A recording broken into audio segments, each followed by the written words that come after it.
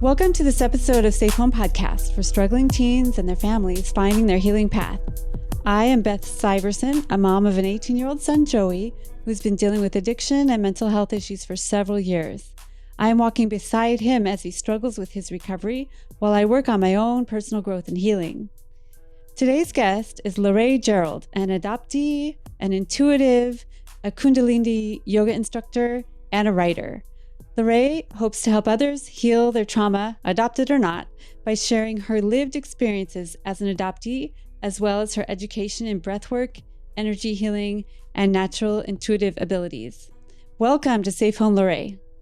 Hi, thank you. Great to have you. I met Lorah through Emma Stevens, who was a previous guest talking about EMDR. She's also an adoptee. So the adoptive world is pretty small.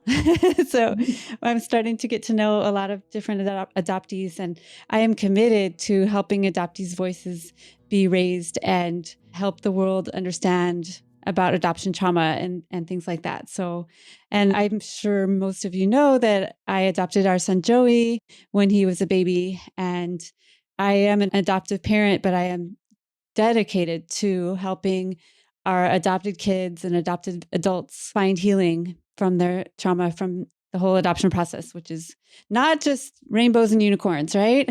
Right. And we have to have those difficult conversations. We just mentioned that to each other, that we heal in community. And I'm living proof that, not talking about it doesn't fix anything. Did you go for a while not talking about your adoption trauma or not knowing about it, maybe? I didn't really connect it. That's because we're told it's not. We're told it's the unicorns and it's everything beautiful. And not to sound shaming or judging in any way, shape, or form, but my adoptive parents would say things like, "We love you. Don't you know we love you?" And as a child, and you're sitting there having feelings that you're not sure what they are exactly. And you hear that, you're like, well, I guess I can't have any other feeling because I'm loved. So that means, and you can see it in their faces that it would hurt them to talk about it. Yeah. So you can't. And you literally just stick everything inside until much, much, much later. And here I am in my 50s. Yeah. Finally getting to talk about it. Oh, well, let's go back. And how old were you when you were adopted? Let's hear your adoption story. Well, I was an infant. I'm a baby scoop era adoptee, domestic, same race. Can you explain what baby scoop is for those that don't know? I believe it was from the 40s to 70s. Some people say 80s.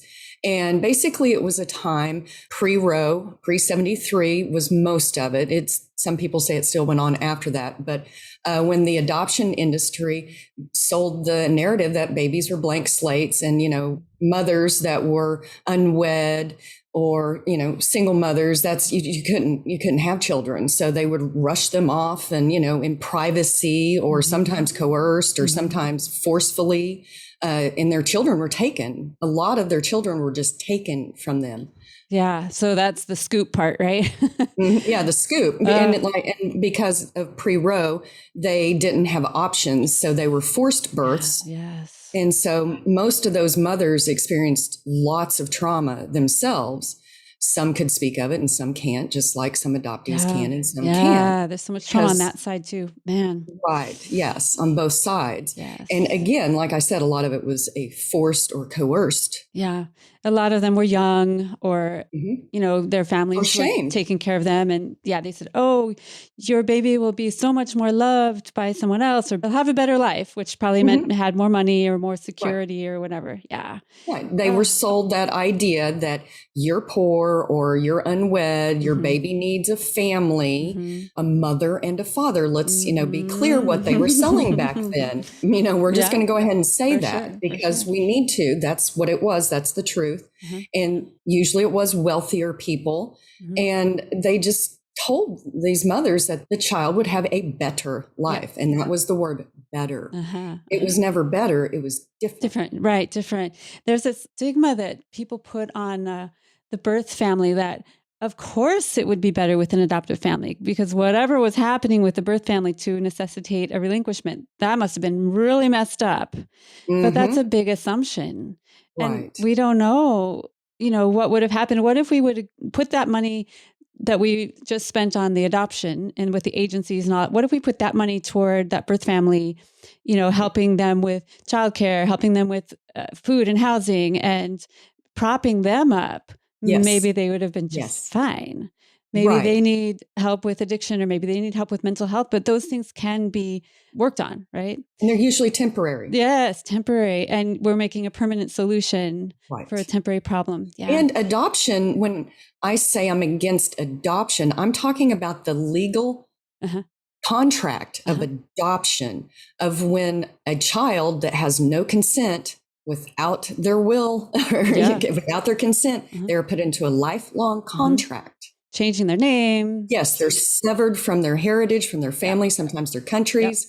And that isn't right. Yeah. I think that adoption itself needs to be changed into like guardianship and other things, like what other countries have done. We can follow suit. Because there will always be some parents that really are unable to take care of their children, or they're gone, or whatever, for whatever reason. So there will always be a need for guardianship, but we don't need to be wiping out their birth certificate and, completely changing everything and taking them away like I did. My son was born in Japan. We took him to a whole different country, took away his language, took away his heritage, and plopped him into a really white community.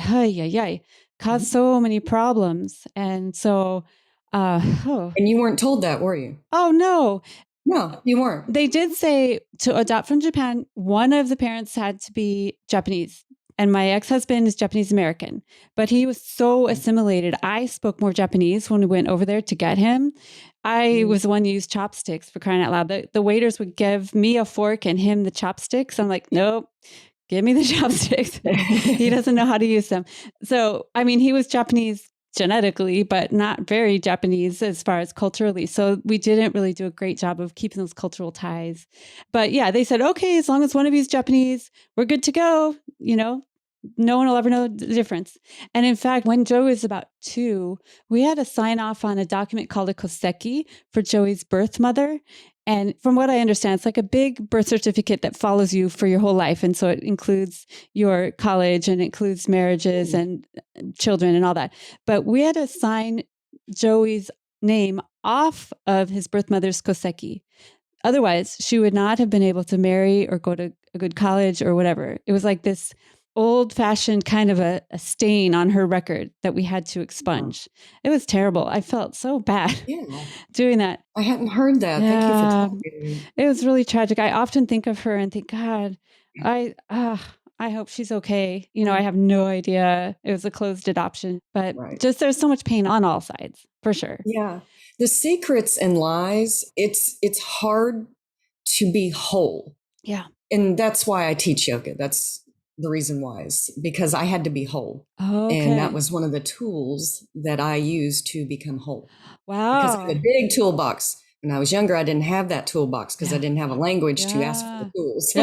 No, when you grew up, what was your adoptive family like? Did they give you any tools? I was an adopted-only child too. Okay. And that was my son. They were just told, blank slate, just take her home. Pretend that she's yours like a regular. Yeah, basically that was it. And that's what they did. Okay. So they weren't mean or anything, just a little uninformed maybe? Yes, it was not intentional. Now, I would have thought later in life when I started having problems, and there were books out at that time, maybe someone would have picked up a book or something. My mother read like literally every day, romance novels. But, whatever, we all have something. Yeah.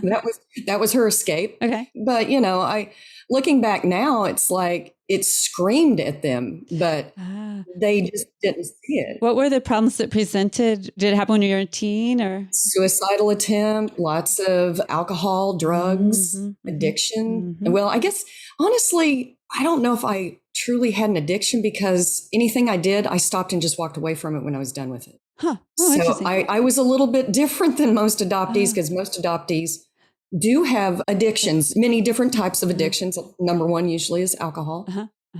Yeah, my son struggled with drugs and alcohol for sure. He kind of has that addictive personality. He would get addicted to just pretty much anything, any sort of adventurous, risky behavior. He's all over it. Right. And that's very common with adoptees, like really common. It is. So you experimented, though. It sounds like you just tried lots of different things.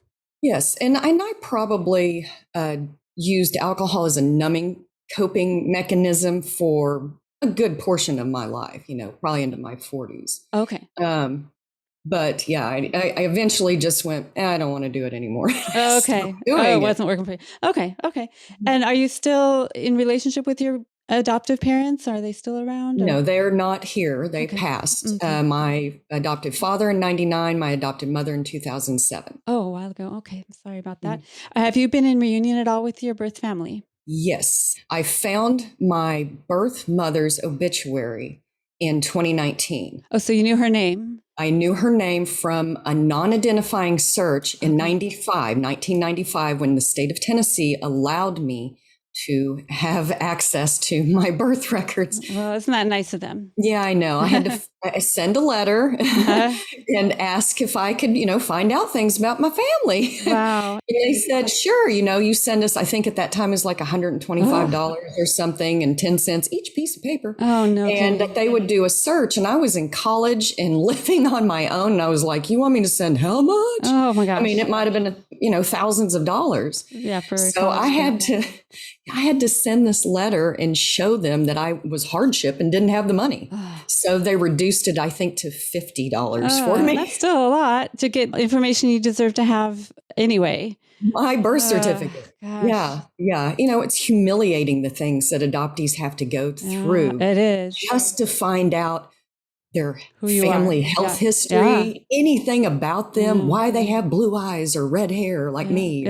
I just wanted somebody I looked like, because that's the thing when you grow up in an adoptive family, you don't have genetic mirroring. Yes, that's so important.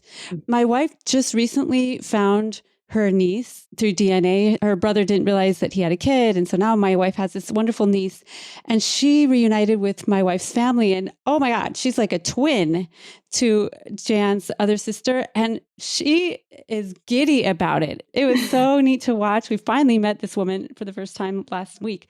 She was just like, oh my gosh, people that look like me and act like me. And she said, it's just filled in a whole bunch of blanks for her. It was fascinating to watch. It is. That's why I'm trying to say you can't be whole without those pieces. Yeah.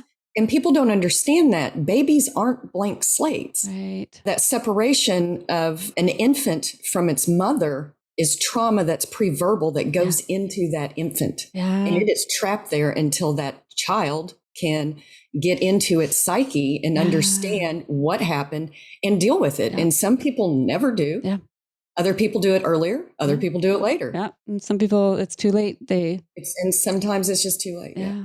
I think some people think, oh, it happened when you were so little. I had a psychiatrist tell me this about Joey. I was saying, can you please help him with his attachment issues? He was adopted. And she goes, oh, he was too little. He didn't know. But in a way, isn't it? It impacts you more when you're pre-verbal because you have no way to process it. And this little baby's like, what the hell's going on? I have no idea what's going on.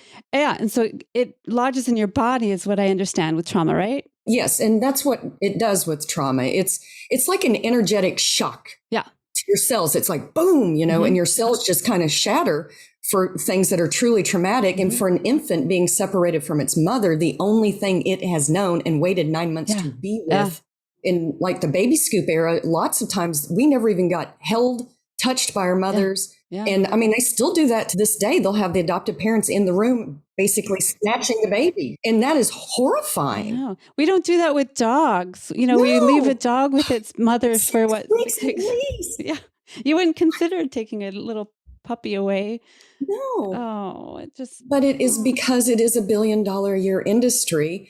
And also we have to say it that some people don't want to hear that because they want to build their family the way they want to build their family. And they haven't dealt with their own traumas. And that's the true key is we all have to deal with our own traumas before we inflict trauma on others. Because then we're responsible. We're the responsible party. Yes.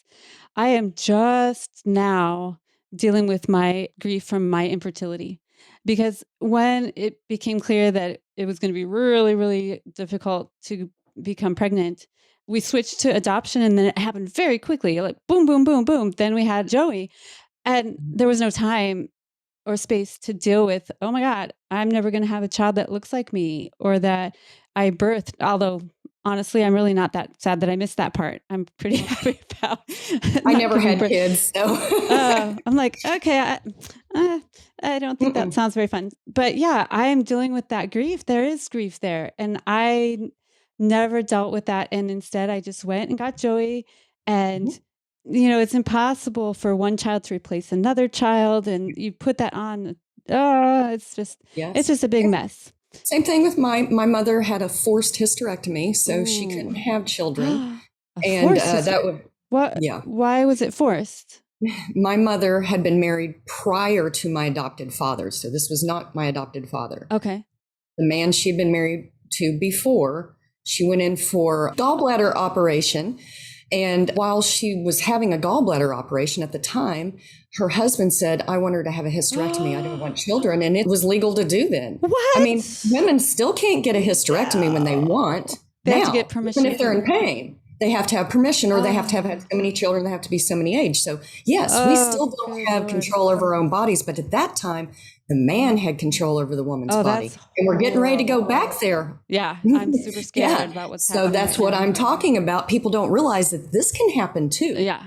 Oh, yeah. Oh, that's terrible. So while she was under anesthesia, this happened to her. Oh, my God.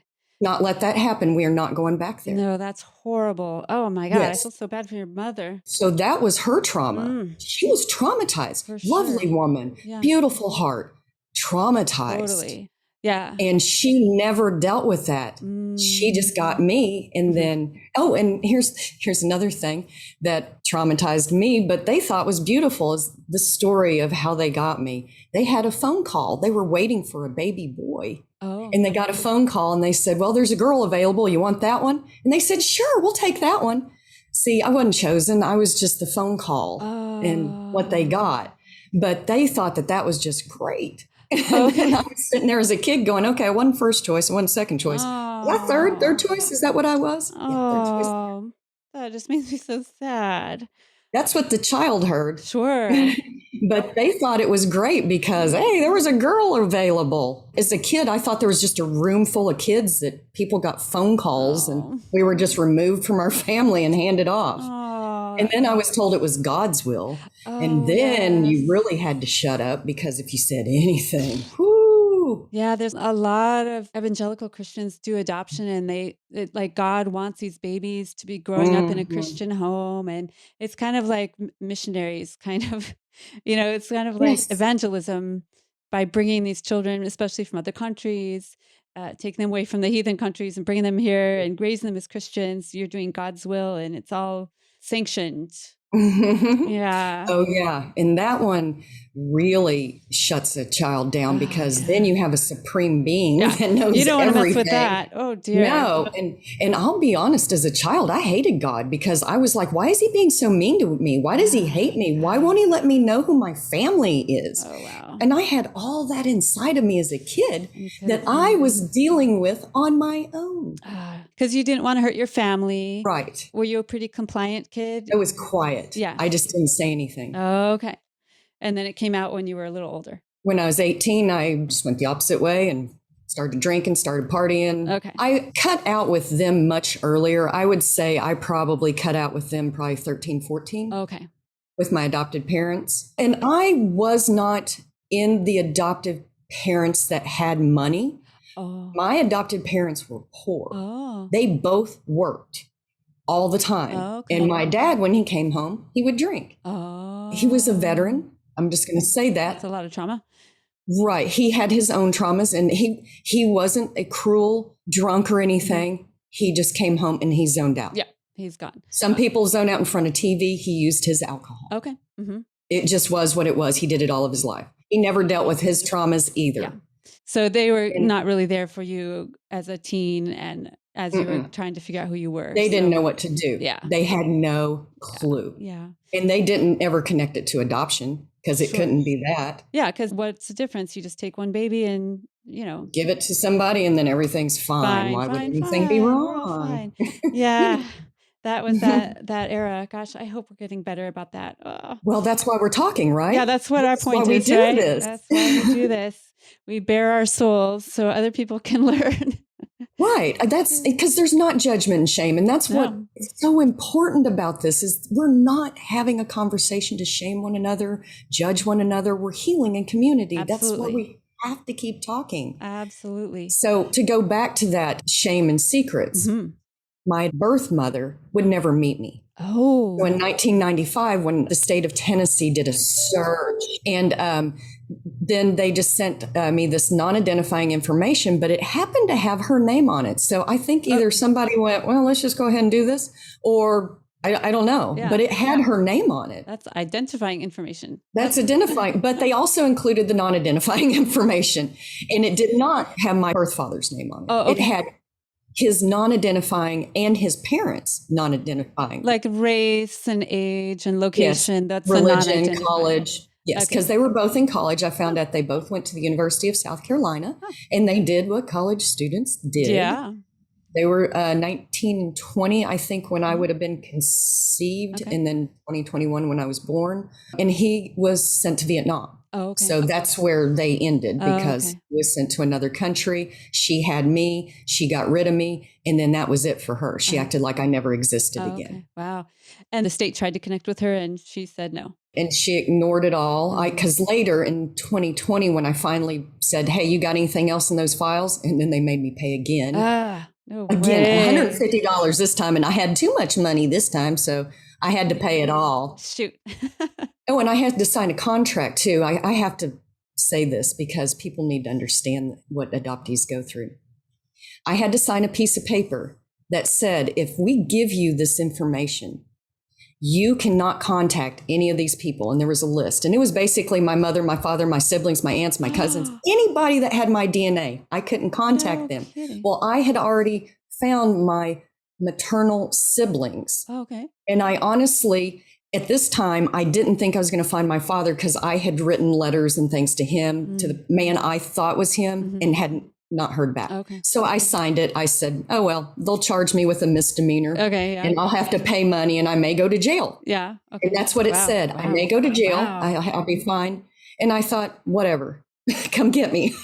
So I signed it. Oh, man. Well, lo and behold, I did happen to find my biological father after that. So I have 1 month that they can still arrest me. Really? You have 1 month and then Because the state of Tennessee did in that time change the law, and it goes into effect in July of this year. So I could have been arrested this whole time because of that contract. That's hovering over you all the time. For wanting my own information. That is horrible. That's just horrible on so many levels. I'm so sorry. It's a human rights violation. Adoption, lots of it are human rights violations. Absolutely. Can you imagine as a bio child? I can't imagine having to pay for that information and having to promise. Twice. Yeah, twice. And okay, they give you the information and say, don't contact them. Well, what the hell? Why would you want the information if you didn't want to contact them? What's the whole point? It's cruel. It's terrible. It's just cruel. It's terrible. So I'm sorry, I had to throw that in there. It's good for us to know these things. So when I got the information, the non-identifying, I had her name. And it just so happened that adoptive cousin of mine, that was the exact same age as my birth mother, because I was a late in life child. Okay. My parents got me. Oh, okay. So it's like my first cousins are like my parents would be the age of a parent, like 20 years older than me. Gotcha. And my first cousin was 20 years older than me. Okay. She was in Richmond, Virginia, and happened to find her because we knew who she was. We knew where she was. She owned her own business. So it wasn't like she was really hard to find at that time, pre-internet and, everything and social media. But she did find her, and she said that she would get a restraining order if I even tried to find her. And she didn't want her husband or her daughters to know. So the whole thing was a secret. Yeah. Well, it come to find out later when I did find my siblings, my sisters, her husband at the time, their father, had been dead for 4 years. Oh. So he wasn't even in the picture. She was only keeping me from my sisters. Oh, wow. And in the letters, when I got the whole packet in 2020, they even talked to my grandmother. I would have had a chance to have met my grandmother, and I could have known my mother. Wow. But both of them ignored me. So and now I'm being ignored by one of those sisters that I met. So I have 3 generations of females Wow. in my biological family that have rejected me or ignored me my whole entire life. And I had to become whole again. Definitely. But you have one bio sister that is still in touch? Does talk to me. Okay. Yes. Okay. Well, that's good. And we are working on a relationship. You know, she doesn't blame me for being born, you know, and has empathy and understanding. That's good. So you can get a little health information from her and a little bit of connection. But oh man, how painful that the rest of them. Oh, well, and my birth mother had breast cancer twice and never told me, and she had it for years. That would be good to know. That was something I really, really needed to know. I'm not going to go all into my health history right now. It's going to take too long, but that would have been a good thing to have known. Yes. A long time ago. What is that like to go to the doctor and say, what's your grandparents' history of da da da da da? How does that feel when you go to that? Oh, honey, I have done videos on TikTok and stuff on that because it's trauma. It's every time you go in there and you can't sign that. I've had doctors roll their eyes at me like it was my fault. Oh. And I'm even like, yeah, no shit. I wish I could have that information. Really? God, I mean, it's like, I'm sorry. We should get the laws changed. Do you think? Oh man, yeah. And then I've had some that have been very, empathetic, and I'm really sorry about that. Or they'll say, I know someone that was like that, and they've had the same issues, and I feel horrible, And then they just go on, or some just go, I'm very sorry, and just go on. Okay. Don't say a word, and I'm like, cool, we're just moving on. Moving on. Oh man. So you've held all this trauma. You said it was only pretty recently that you've kind of found ways to deal with it. Is that true? You kind of struggled until you're in your 40s or something like that? Well, yeah, I have found out now through just reading and studying, and I became a Kundalini Yoga Instructor and a Reiki Master. So I have training also, but just my own reading. I studied psychology, philosophy, religion, spirituality, physics, just all sorts of things that work with energy, thoughts, just everything. And what I've come to realize, whether you're doing Jung or Christianity or shamanism, they all have an underlying theme of we're energy beings in this physical form. All of them do. All of them do. Some people just don't hear that, but all of them say that, especially Jesus Christ. He ascended. He told us, I'm an energy being. Look, I ascend. And he went and did, a lot of people will debate this, but when he was gone, they believe that he studied Buddhism and Hindu and stuff, because he came back and he was doing miracles like the yogis and the gurus and stuff. So it makes sense that he went and he healed people, and he came back and healed people, which was what the yogi way was, is showing you how to heal yourself. He was a healer. He came back and was showing people how to heal themselves. So when people say that, yoga is against Christianity, I would debate that. Yeah, I think that's hilarious. Schools refuse to use yoga in their gym class or whatever because it's religious. I'm like, no, it's not. No, it's not. It's a universal truth, right? It's like... Right. It goes back thousands of years. And at that time, people understood these energy bodies, these chakras, and the nadis, the different meridians and things in the body. And they paid attention to them. That's what Kundalini Yoga is, a yoga of awareness. Okay. That's what Kundalini means? Yes, it's the yoga of awareness. And we use breath work, meditation, and movement, all three, to integrate everything, the physical form, the energetic body, and your spiritual being all into one. So you're actually changing your cellular level into just being open to what feelings are, and they are feelings. You learn to flow. Instead of fighting the tide, you learn to flow. If you feel angry, that's an okay feeling. You're probably feeling angry for a reason, and it's probably a very normal feeling that you're feeling right now. So Kundalini Yoga would say, feel it even deeper and go through it, right? Right. Okay. Except that is a normal feeling. Like they say, you're an angry adoptee. And I'm like, yes, I am, because that is a normal feeling to this abnormal experience that I am having. Yeah, for sure. It's like, yes, that's normal. Yeah. And I know so because my therapist told me. I have proof right here. So Kundalini yoga, I'm not, I've done yoga. I know about the poses and stuff, but it seems like Kundalini yoga is more than just the poses and looking cute in those little pants and, Yes. all that. Tell us the different kinds of yoga. Well, Hatha yoga is the one that you're talking about in the cute pants. Okay. and Hatha yoga is a wonderful yoga. Yep. That's great. It's focused more on the movement. Okay. It's going to make you bendy and stretchy. Okay. And that's great because your body does need that. Uh-huh. That's more of a somatic experience. Mm-hmm. And Kundalini does that too. You're going to be moving also, mm-hmm. but I'm going to have you focusing on the breath. Like you're usually going to have your Kundalini, most of it's done with your eyes closed and you're focusing on your third eye. Okay. So you're literally going inward.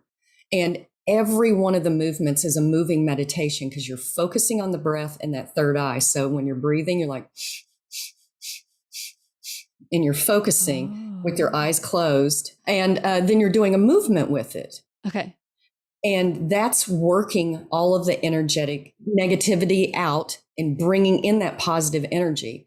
And like I will talk about our chakras, I'll have you visualize that. Each instructor has their own niche. Mm-hmm. I like to talk about chakras and which one we're working on at different things. I also talk about just the pure physiology. I'm like, you're working your liver right now. You're pumping toxins from your kidney. We're expanding our lung capacity right now. So I talk about it in both aspects. You get a little Sanskrit and you get a just normal, this is how you're moving your body right now. And this is what it's doing. Nice. Oh, that's so great. Is it always breathing that quickly like you just demonstrated? No, sometimes it's slower, but there is a breath of fire, which is much faster. It's, and that's working your solar plexus, which is right above your belly button. You cannot move trauma from your body with a weak core. It's impossible. Oh, interesting. When they say your gut's a bigger brain than your brain, that's true. That's your solar plexus. That's your personal seat of power. Oh. And if it is weak, so is your ability to cope with stressors and trauma and just daily toxins. Wow. And I wonder how many traumatized people overeat or don't exercise or don't kind of take that power on themselves and just kind of stay stuck. That's what happens. That's how the trauma stays stuck. Yeah. And cognitive therapy is great because you do need to talk about it. That's important. But unless you're moving it out also, it's just going to stay there. And that's one of the issues, especially in the United States. Everybody's too stationary. They just sit there. And that's a trauma in and of itself, not moving. We're not meant to be like that, for sure. No, we're not meant to be behind screens 40 hours a week, doing the same grind over and over and over again. You're only supposed to be sitting still for about 2 hours max. Really? And then you've got to get up for about 30 minutes. Wow. Move. 30 minutes of a walk outside a day, every day, or at least 5 days a week. They have scientific proof that it changes people's mental outlook. Wow, really? I know for me, I have struggled with depression my whole life, but I have to get my heart rate up for 10 or 15 minutes a day or else I spiral down pretty dang quickly. That movement is so important. And it does not come naturally to me. I am very grateful that we have horses because it forces me to go out and clean the corrals. They're amazing. Yeah, and the equine therapy too part. But just the chores that I have to do. Otherwise, I would never get out. I'd have to really force myself because I'm not naturally kind of an outdoorsy athletic person. I'm kind of like play the piano, read books, and nowadays sit on the computer kind of person. So, but that's so important. And there's that really important book, The Body Keeps the Score by Beth Van der Kolk. And I learned so much in that book about trauma that it's not in our mind. That's where I like to think of everything is in my mind. I could live just with my neck up, but it's in our body, which means these bodily somatic experiences are so important. And I don't want to deal with it in my body. I want to deal with it in my head. That's so hard. And he talked about yoga in that book. Does he? Said that, yes, he talked about the yoga and then like dance therapy and things like that. The animals, like you mentioned, are another. All these things are our tools that you and I are talking about. These are tools like the equine is a great therapy. Having a dog, that's what I do. I take my dog for a walk every day. that is actually a tool in my toolbox. Yeah. It helps the dog. It helps me. Yeah, you get 2 for 1. Yeah, and our energetic fields are going together, and dogs are pure love. Oh, yeah. Oh, dogs are the best. And that creativity part of it is a very important outlet, especially for adoptees. We need some kind of creative outlet. It's another important tool. Mm-hmm. And here's another one I'm going to share with you. They have these like rage rooms. Oh, yeah. Where you can just go smash stuff. Your son might be too young for this, but someone in my category, or a little bit older. I told my therapist about these rage rooms when they first came here a few years back, and she goes, "That's genius." She was like, "Go smash things." And you just go in there and just smash things and just let it out for about an hour. That's awesome. You're going to be sore the next day. Yeah. I know they must have those around here because we live in a big city. I do that with my drumming. I play taiko, the Japanese drums. And if I have had a really rough day, I picture somebody's face on the middle of my drum that I'm mad at or frustrated by, and poof, it goes away. It's so great. It's very cathartic. That physical. Yes. Oh, it's so good. And yoga isn't the only thing I do. That's important for people to know is have several things you enjoy doing and mix it up. If somebody's telling you only do one thing and do it the way they're doing it, it's probably for their benefit and not your benefit. So be careful with that. So what else do you do? You do Reiki, I know.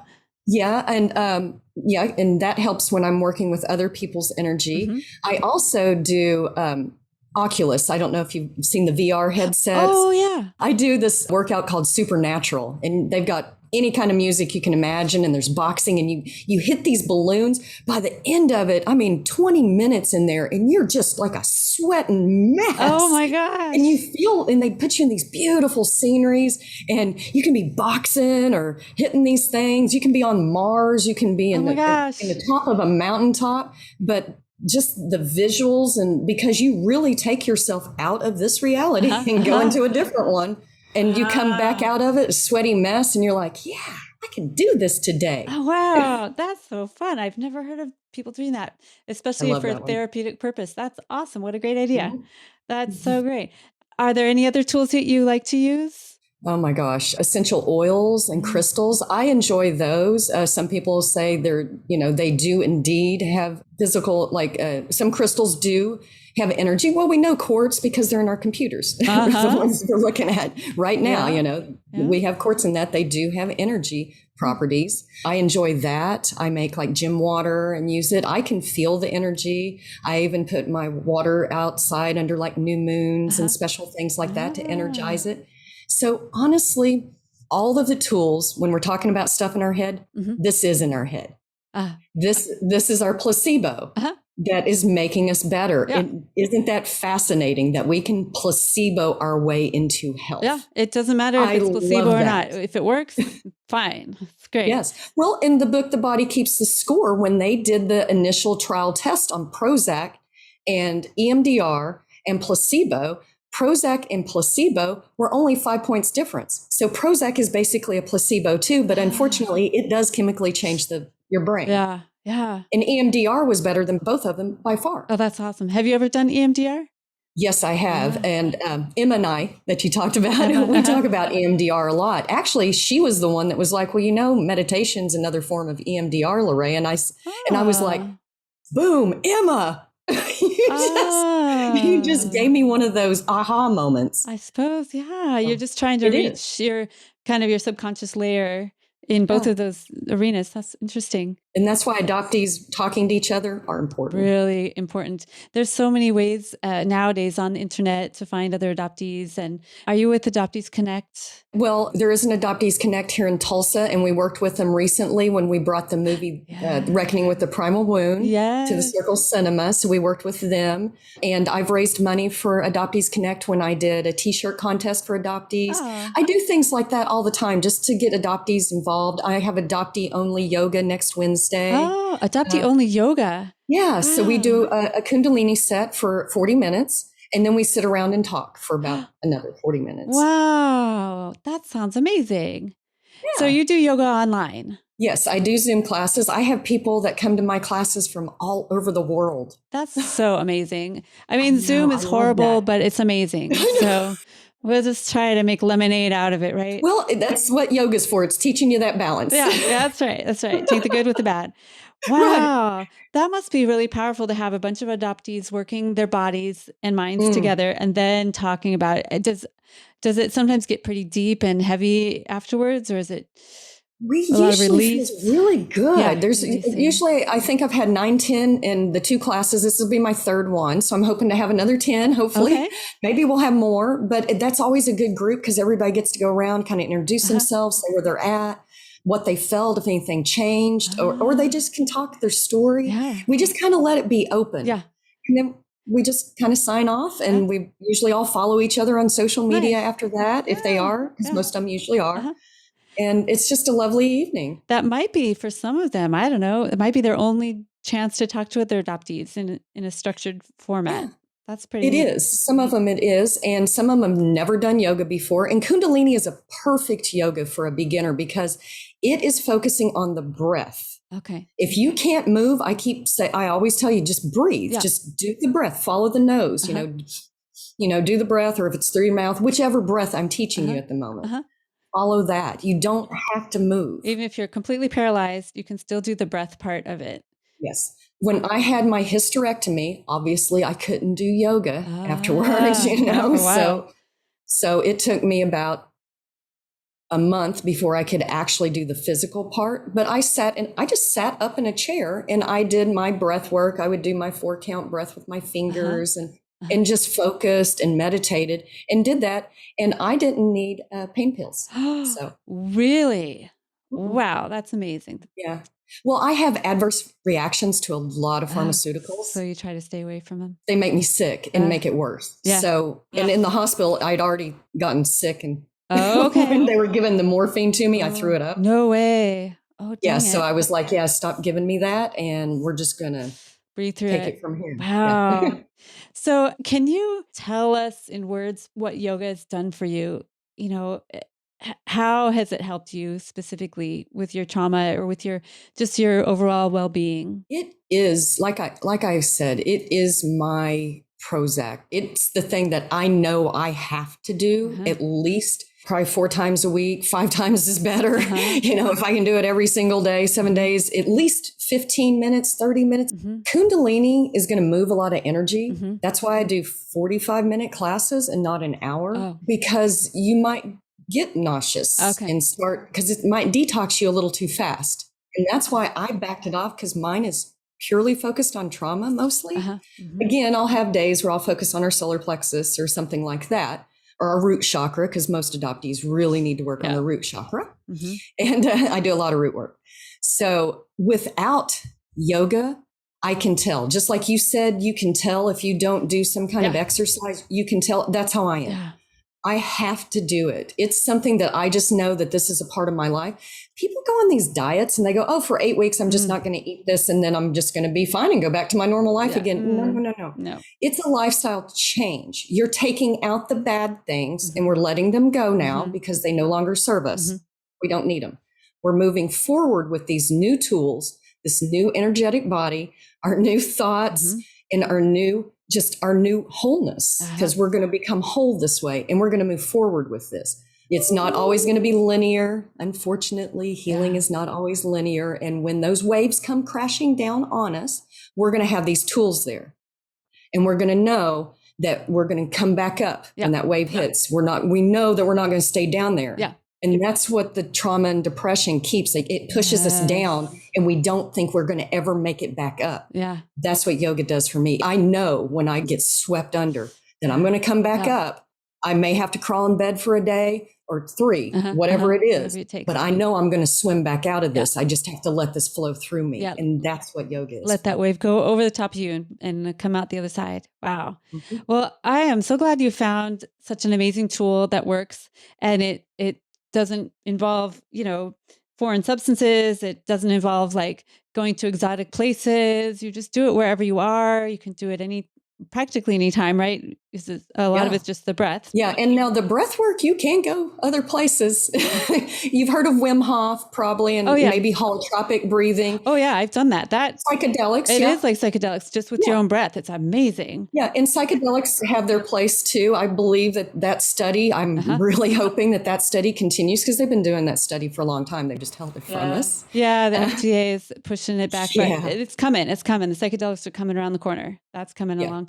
Yeah. But this breath can do that same work, because it can hit that DMT, the pineal gland and things like that. It's the same thing. Again, these are all connected. All of these things are connected. They're just using different language. Different ways to get to the same thing, that core base of your brain, right? Where all the trauma is stored, and where the unspoken things are stuck in there. Yeah. Right. Well, boy, thank you for sharing all that. I really think you're doing really great work. If people want to join your yoga classes or read your blog or whatever, how do they find you? They just go to my name, and it's LorahGerald.com. My class schedule's on there. My blogs are on there. I have wellness tips on there. I even have links to my protein powders that I use. You can get a discount. And I'm adding an adoptee resource page, and I'm going to go work on that today. So I have found, because we were talking about therapists earlier, and that is something that is really hard when sometimes is getting connected with the wrong therapist, because they're biased and they don't see adoption as trauma. So I've been working on that right now too, is trying to find that. And I finally did. And I found it right here in Tulsa, Oklahoma. I found someone that does adoptee competent therapist training right here in Oklahoma. Kidding. And I will be sharing all of that on my LorahGerald.com website. Oh, that's great. Great to share those resources. On social media, you're the Adopted Chameleon. Adopted Chameleon, yes. The Adopted Chameleon on Facebook, Instagram, Twitter, TikTok, Pinterest. And the chameleon because you changed for whatever people want you to be. Is that where that comes from? Yeah. I thought that I was original in that. And one of the very, very, very, very first adoptee group Zoom meeting I was in, I believe it's Adoption Mosaic a few years back. And one of the people had a chameleon on her book cover. And I went, oh my God. And then they were using the ghost kingdom language and alien and all those terms that I thought I had made up in my mind. Oh, wow. No. It's a common experience for adoptees. I found our language. To have to mask themselves. Wow. Mm-hmm. Well, you are helping so many. I know that my son will enjoy hearing this, and anyone that's got any adoptees in their life, and heck, even anyone with just regular old trauma can understand and relate to all of these tools that you're offering us, and connect with your beautiful soul that's trying to help other people. So thank you. Yes, my Sunday and Tuesday classes are for anybody. Okay. And anybody can come and try it. It's donation based, so you don't even have to pay to try it. I just want people to try it so that they'll experience it and maybe continue doing it. Okay. Because I know adoptees, especially, we have to pay for a lot of therapy, and it gets very expensive. So this is something you can do for free. And anybody, not adoptees, anybody in the triad, anybody with trauma, because let's face it, most of us have some kind of trauma. Yeah, it's hard to get through this life without something going on. Try it for free. Just try it for free. That's really great. I hope a lot of people take you up on that and use these resources and use these tools to help us all have a more fulfilling and more balanced and more healthy life. So we can all help each other get through this thing. Well, we do have to focus and heal ourselves. Yeah. And I say this in my class. I go, when we heal ourselves, we heal the world. Yes. one person at a time, right? We each have to look at ourselves. It's easy to look at the world and get overwhelmed, but all we got to do is look inward. What we can control is what we have right here within ourselves. So that's right. Well, thank you, Lorah. You're amazing. I love what you're doing. Thank you. Thank you for being here on Safe Home. Don't forget, everybody who's listening, please share this episode with anyone you know who might be in an adopted situation or an adoptive parent. These stories are so important for us to share. And find Safe Home on all the social media. We are also on Patreon if you're interested in contributing a small amount every month to Patreon so we can continue our commercial-free podcast. And I also do other events and things throughout the month. So patreon.com/safehome. I also have an email list and a website, safehomefamilies.com. So find us all of those places and keep in touch. So thank you everyone for listening. And Lorah and I want you to stay safe.